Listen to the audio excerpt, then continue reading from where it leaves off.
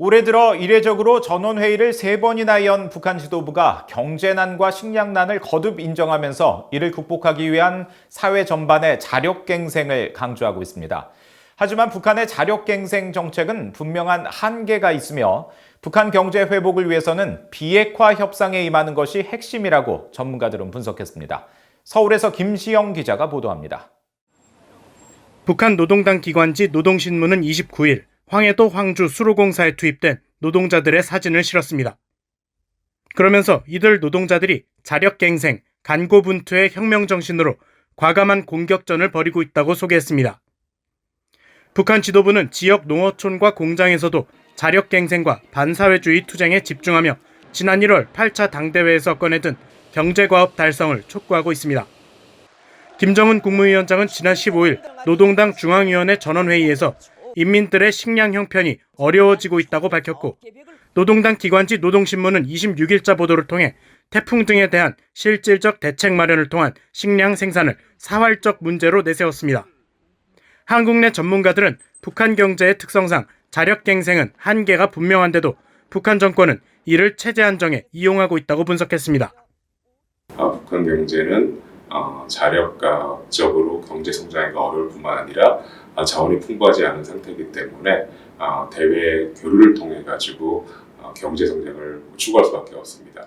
따라서 자력갱생이라는 것은 사실상 북한이 경제 성장을 포기를 하고 도리어 북한 내부 단속을 통해서 체제 안정성을 도리어 도모하고. 고명현 연구위원은 이어 경제난에 시달리는 북한에 인도적 지원이 이행되지 못했던 것은 미국이나 한국의 노력이 없어서가 아니라 북한 정권이 정치적 이유로 이를 거부해왔기 때문이라면서 과거 미한 워킹그룹 등에서도 인도적 대북 지원이 여러 차례 합의됐었지만 북한이 호응하지 않았다고 지적했습니다. 경제사회연구원의 외교안보센터장 신범철 박사도 북한이 처한 정치 경제적 상황에서 자력갱생은 결국 핵을 포기하지 않겠다는 잘못된 길이라고 지적했습니다. 비핵화 협상에 따라서 북한도 제재 완화와 그것에 따른 대외 무역, 경제 협력 시작될 거기 때문에 자력갱생을 한다는 것은 핵을 포기하지 않겠다는 의지로 볼 수 있는 거죠.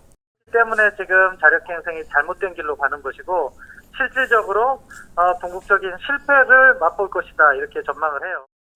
신범철 박사는 또 신종 코로나 바이러스 방역 상황 속에 북한의 경제난이 가중되곤 있지만 김정은 위원장의 판단에 따라 미북 대화, 북중 교역 재개 등으로 현재의 상황을 극복할 수 있을 것이라고 진단했습니다.